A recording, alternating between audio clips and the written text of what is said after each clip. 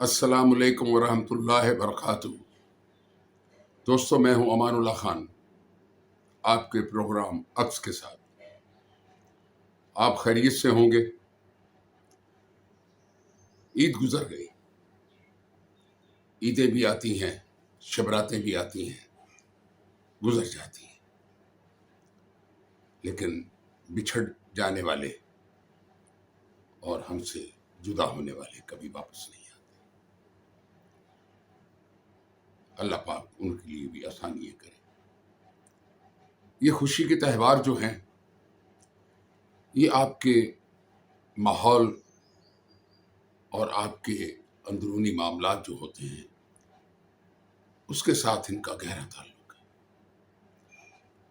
اگر آپ کے اندر، آپ کے ضمیر اور دل میں خوشی ہے تو باہر کی خوشیاں بھی اچھی لگتی ہیں، لیکن اس وقت پوری قوم جو ہے وہ افسردہ ہے، پریشان ہے۔ سیاسی معاملات کو تو چھوڑیں، لوگوں کے مالی معاملات بھی بہت خراب ہو چکے ہیں۔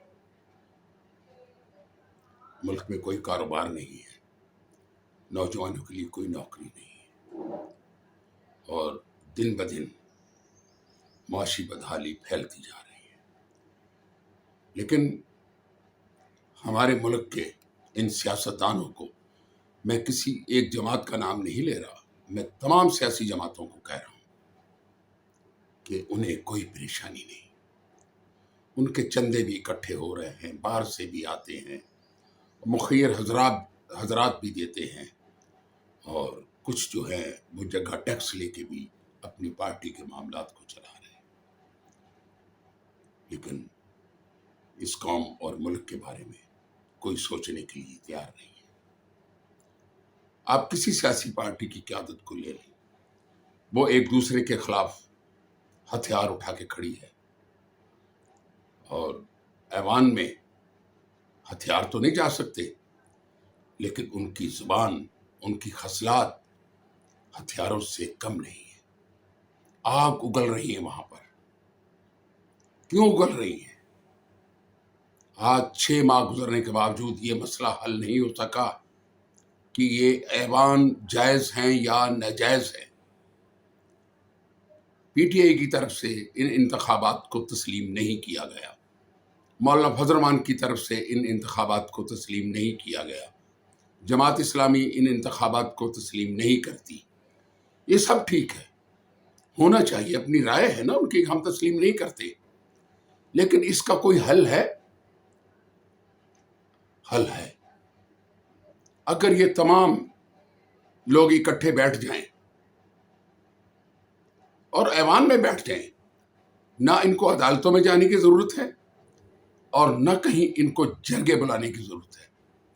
اگر یہ پاکستان کے ساتھ مخلص ہیں، عوام کے ساتھ مخلص ہیں، اگر یہ دین محمدی کے ساتھ مخلص ہیں، تو ان کو چاہیے کہ ایوان میں بیٹھ کے ایک فیصلہ کر لیں کہ ایک ایسا ایوان کا ایک ایسا شورا بنا دیں، کوئی مجلس بنا دیں کہ جو یہ طے کرے کہ جن کے پاس فارم 45 ہیں وہ الیکٹڈ ہیں، جن کے پاس فارم 45 نہیں ہے، 47 ہے، وہ الیکٹڈ نہیں ہے۔ اس میں صرف پنجاب کو نشانہ مت بنایا جائے، اس میں صوبہ سرحد کو بھی دیکھا جائے کہ وہاں پر فارم 45 اور 47 کی کیا خلاف ورزی ہوئی ہے کہ وہاں کوئی بھی جماعت اپنی ذاتی سیٹیں بھی جیت نہیں سکی۔ میں یہ کہوں گا کہ دیر میں جماعت اسلامی پاورفل جماعت ہے، اور جماعت اسلامی کی وہ ذاتی سیٹیں گری جاتی تھی، اس علاقے سے جماعت اسلامی ہاری ہے، اور وہ بھی 45 اور 47 کے چکر میں ہاری ہے۔ وہاں پہ بھی اگر یہ دھاندلی ہوئی ہے تو صوبہ سرحد میں بھی ہوئی ہے، اگر یہ دھاندلی ہوئی ہے تو سندھ میں بھی ہوئی ہے، اگر یہ دھاندلی ہوئی ہے تو پنجاب میں بھی ہوئی ہے، پورے پاکستان میں اگر یہ دھاندلی ہوئی ہے تو اس کو اب 6 ماہ گزر چکے ہیں۔ جو دھاندلی زدہ پارٹیاں ہیں جو میدان میں کھڑی ہیں، وہ قومی اسمبلی کے ایوان میں حلف اٹھا چکی ہے کہ ہم قومی اسمبلی کے اس ایوان کو الیکشن کو تسلیم کرتے ہیں۔ صوبہ سرحد کی اسمبلی نے حلف اٹھا لیا ہے کہ ہم انتخابات کو تسلیم کر کے صوبائی اسمبلی کے ممبر ہیں۔ سندھ میں پیپلز پارٹی اور تمام جماعتوں نے حلف اٹھایا ہے کہ ہم ان انتخابات کو تسلیم کرتے ہوئے حلف اٹھا رہے ہیں۔ دیکھیں، مولانا فضل الرحمان صاحب جو ہیں وہ قومی اسمبلی کے ایوان کا حلف اٹھا چکے ہیں۔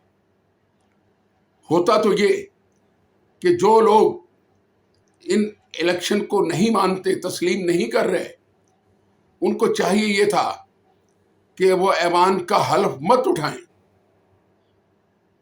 ان الیکشن کا بائیکاٹ کریں۔ لیکن یہ دوگلا پن کیوں ہو رہا ہے؟ ایک طرف آپ اسمبلی کی تمام معاملات کے اندر مداخلت کر رہے ہیں، وہاں سے اپنی تنخواہ بھی لے رہے ہیں، اپنے معاملات بھی حاصل کر رہے ہیں، اور اس ایوان میں بھی بیٹھے ہوئے ہیں اور اس ایوان کو گالی بھی دے رہے ہیں اور ان کو تسلیم بھی نہیں کرتے۔ دیکھیں، ایک ہی راستہ ہے اس وقت قوم کے پاس کہ جو لوگ ان الیکشن کو تسلیم نہیں کر رہے انہیں فی الفور اسمبلیوں سے باہر آ جانا چاہیے اور نئے انتخابات کا مطالبہ کرنا چاہیے۔ یہ دوگلا پن پاکستان اور پاکستان کی قوم کے ساتھ نہیں چلے گا۔ یہ قوم بہت مشکل میں ہے۔ سیاستدانوں کو اپنے گریبان اب دیکھنے ہوں گے، گریبانوں میں جھانکو، تم کیا کر رہے ہو؟ جب ان انتخابات کو آپ تسلیم نہیں کرتے تو ان ایوانوں میں کیوں بیٹھے ہوئے ہو؟ یہاں 2-2 گھنٹے کی لمبی تقریریں ہو رہی ہیں، قوم کا وقت ضائع ہو رہا ہے، کیوں ہو رہا ہے؟ دیکھیں، مجھے تو لگتا ہے کہ ملک مادر پیدر آزاد ہو چکا ہے۔ یہاں کوئی کسی کی بات تسلیم کرنے کو تیار نہیں ہے، لیکن اس کا واحد حل ایک ہی ہے کہ 45 اور 47 کا ایک یا تو سپریم کورٹ کا ایسا بینچ بنایا جائے کہ وہ ان کا فیصلہ کرے کہ 45 والے جائز ہیں اور 47 والے ناجائز ہیں، وہ خواہ گلگت میں ہے، کراچی میں ہے، پشین میں ہے۔ یہ فیصلہ اگر ہو جائے تو یہ ایوان اور یہ پاکستان بچتا ہے، نہیں تو میرے ملک کے تمام سیاستدان دوگلا پن کا شکار ہیں۔ وہ ملک کے ساتھ کھلواڑ کر رہے ہیں، اسمبلیوں کو تسلیم کر کے اسمبلی میں بیٹھے بھی ہیں اور اسمبلی کو گالی بھی دے رہے ہیں اور قوم کو بھی گالی دے رہے ہیں۔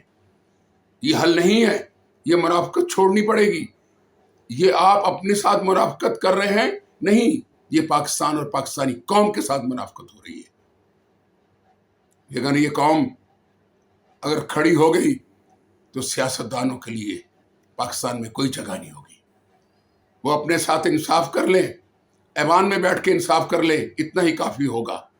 اگر یہ میری بات سمجھ میں آ رہی ہے تو ٹھیک ہے، نہیں تو اپنے مقدر اور پاکستان کے مقدر کے ساتھ آپ جو کھلواڑ کر رہے ہیں اس کا انجام بہتر نہیں ہوگا۔ اسی کے ساتھ میں آپ سے اجازت چاہوں گا۔ خدا حافظ۔